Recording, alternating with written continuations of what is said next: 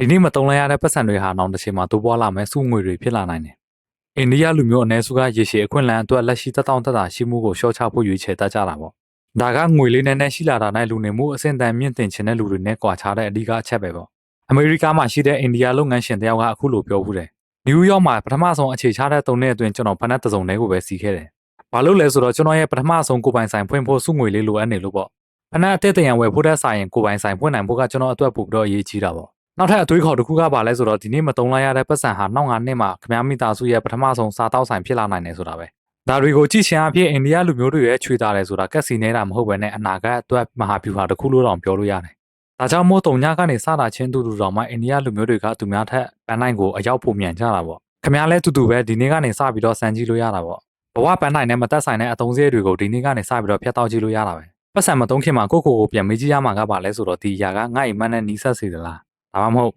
ငါ့ကိုဒီနေရာမှာပဲရက်တက်နေစီသလားဆိုတာပဲ